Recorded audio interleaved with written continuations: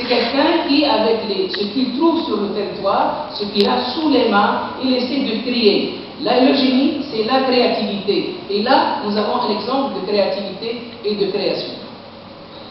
Restaurer, à mon avis, c'est très beau. Bon, les architectes diront ce qu'ils vont dire, mais c'est quand même une architecture locale, assez particulière quand même, qu'on ne retrouve pas beaucoup que dans une région de ce grand sud. Et l'architecture vernaculaire, il n'y a pas que les sourds. Vous avez cette forme de toit bombé ou de toit plat, et puis l'architecture des sites religieux, des mosquées, et qui sont particulières parce que ces gens-là ont adopté une certaine religion qui s'appelle donnez-moi l'expression. Ce sont des ibadites. Ibadites, c'est une forme d'islam, une forme de contestation de l'officiel, de ce qui est orthodoxe. Même dans l'architecture, on la voit. Nous allons à Matmata et j'ai vu une photo tout à l'heure de cette. C'est souterrain, c'est une maison souterraine. Nous sommes à 5-6 mètres sous au niveau du sol. On le voit ici, le niveau du sol. Et ce sont des maisons que j'ai visitées. Elles sont très froides l'été, elles sont assez chaudes l'hiver, et les gens se permettent d'utiliser certaines chambres comme des réfrigérateurs. La viande même, ah oui, elle est bien conservée, c'est des réfrigérateurs naturels. Donc, quand on parle de développement durable, eh bien c'est ça.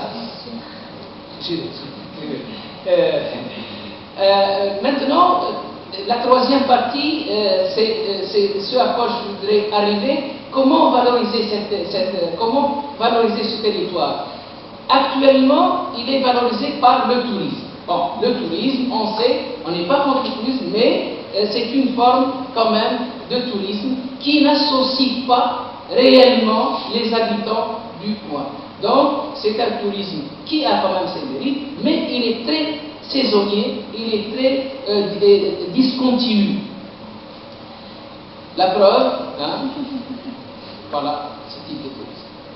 Mais quel projet pour cette région-là? Pour valoriser ce territoire, je crois qu'il y a deux pistes à faire. D'abord, la reconnaissance des ressources de ce territoire. Pour reconnaître ces ressources, il faut avoir une nouvelle conception de ce qu'est une ressource. Parce que quand on dit ressources, on pense à la mer, la plage, les belles maisons. Non, il y a d'autres ressources. Ces ressources sont matérielles et immatérielles, je dirais surtout immatérielles. Pour avoir une définition précise et nouvelle de ce concept de ressources, pour définir une vision, une stratégie de valorisation. Parce qu'il n'y a pas de stratégie actuellement. Bon, il y a le tourisme, on fait venir quelques touristes, et puis quand les touristes partent, tout s'arrête. Donc, souvent, nous suivons une approche qu'on appelle une approche systémique qui prend en considération l'ensemble des éléments et l'interaction de ces ensembles d'éléments. Avec des objectifs à définir les objectifs suivant la méthode SMART, spécifique, mesurable, applicable, réaliste et dans une durée de temps. Et là, je renvoie au cours qu'on est en train de recevoir ici à Naples par nos professeurs qui sont en train de nous apprendre ces différentes approches et méthodes. Repérer aussi les opportunités à saisir, parce qu'il y a un marché du tourisme culturel qui se développe.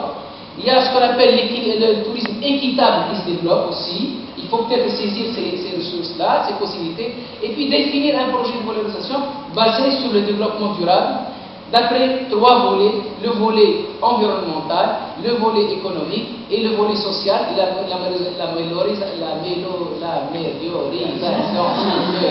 Je vais y arriver quand même, des conditions de vie des habitants. Et puis, je voulais quand même dire que depuis 1992, les interactions majeures entre les hommes et le milieu naturel sont reconnues comme constituant des paysages culturels sans état. Et je vais finir avec ce que Tataouine nous offre comme sourd. Et bien qu'autour de Tataouine, je vais vous montrer après une carte sérieuse d'après une source, tous les points noirs sont des sourds qui sont, les uns sont en ruine, les autres ont été restaurés, mais c'est une région où il y a plein d'obsards. Autour de Matmata, les maisons troglodytiques, rien qu'autour de Matmata. Et pour finir, pour donner une image de ce paysage culturel, ce sont des hommes, c'est une architecture vernaculaire, ce sont une religion, et puis des hommes et des femmes qui sont là. Et merci.